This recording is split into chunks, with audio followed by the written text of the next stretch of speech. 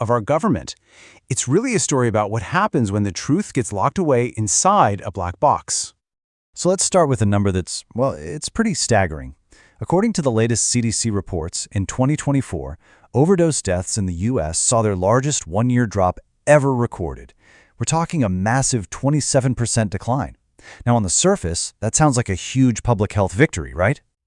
But what if that number, as real as it is actually telling a completely different story? What if the reason fewer people are dying has almost nothing to do with government policy, and everything to do with a bizarre, hidden change in the drug supply itself? And that question, it brings us to the first piece of this whole puzzle, a very strange industrial chemical that has quietly taken over the street drug market. Here it is, the heart of the conflict. You've got the official story, which credits policy wins for saving all these lives. But then you have independent labs looking at the science and saying, hang on a second. They're pointing to something else entirely, a fundamental change in what these drugs are even made of. Okay, so what is this stuff? It's a chemical called BTMPS.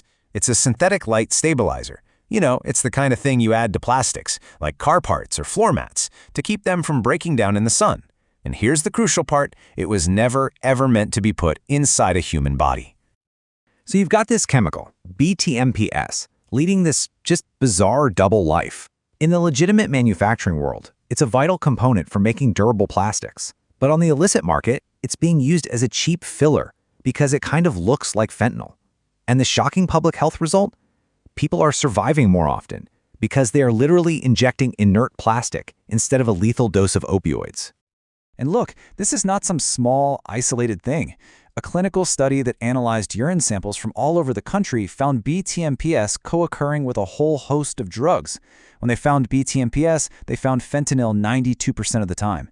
It has basically infiltrated the entire supply chain. And this chart, wow, it really shows you the scale of what's happening. The purity of actual fentanyl in street drugs has absolutely plummeted. We're talking less than 5% in some cases. Meanwhile, the amount of BTMPS has skyrocketed. Some samples are now more than 50% plastic stabilizer. The stuff being sold as dope barely has any dope in it anymore. Okay, so this whole idea of a hidden truth, of one thing being swapped out for a convincing fake, it's not just happening with chemicals. Let's pivot now to a very human story about fighting a different kind of manipulation, this time inside the black box of artificial intelligence. This quote comes from Crystal Clear, a podcast host who has been documenting her struggle with a pretty controversial medical condition. And her whole fight is against what she calls gaslighting. You know, that systematic denial of her reality, whether it's coming from a doctor's office or, as it turns out, from an AI chatbot. So what's the actual problem she and so many others are running into? Well, they're paying for these premium AI services to help them with complex research, but then they discover the AI just flat out refuses to discuss certain topics. It effectively creates this discriminatory barrier, and she argues it's a total breach of contract. So how do you fight a black box that just won't talk to you? Well, you use the system's own rules against it. The key tool here is something called a litigation hold. It's a formal legal notice that forces a company to stop deleting data. It basically tells them, don't you dare delete anything. A lawsuit is coming and we need the evidence. And this all rolls up into a really powerful strategy. First, you send a formal demand letter, and that triggers the litigation hold. It forces the company to preserve the very black box data that's causing the problem. The code, the training sets, all of it.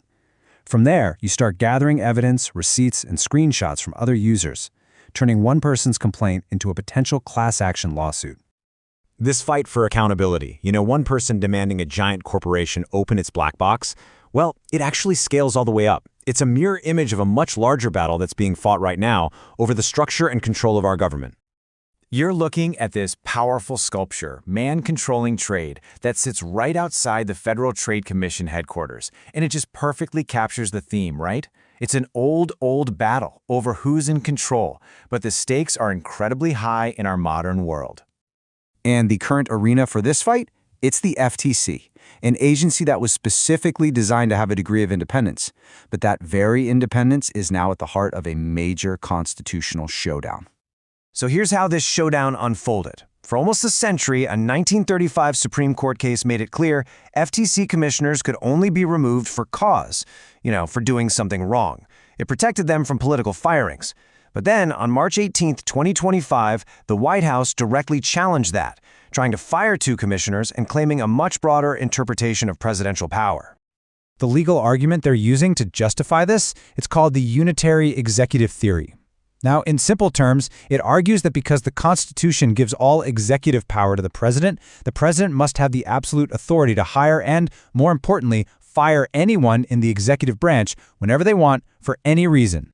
This sets up a major clash. On one hand, you have the unitary executive theory, which demands absolute removal power for the president, but that runs headfirst into the FTC Act, a law passed by Congress that says, nope, not so fast.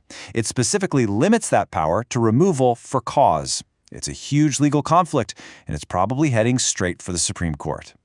So what on earth does a plastic chemical in the drug supply have to do with AI censorship and a constitutional crisis? It's all about who gets to control the story, and about the people who are starting to rise up and challenge that control. Think about it. The podcaster demanding to see the AI's code and the FTC commissioners demanding the president follow the law, believe it or not, they're in the exact same fight. They are pushing back against these opaque, powerful, closed systems, whether they're technological or political, and they are demanding accountability. And the podcaster, crystal clear, she has a perfect name for this role, the Gadfly. You know, a gadfly is that annoying pest that stings the powerful horse to keep it from getting lazy and complacent. And as she puts it, the gadfly is the one who fixes the gaslight. And what's really interesting is that the tools for this fight are changing. This isn't about signing petitions or asking nicely for meetings anymore. It's about using the language these powerful systems actually respect. Citizens are bringing their receipts. Commissioners are filing lawsuits. This new form of accountability is built on hard evidence, on contracts, and on the rule of law, not just on asking people in power to do the right thing. So all of this, it really leaves us with one big critical question. As our world gets more and more governed by these incredibly complex, opaque systems, from the chemicals and street drugs to the algorithms that shape our reality to the deep structures of government itself, in a world full of black boxes, who's going to be responsible for holding the light and demanding the truth?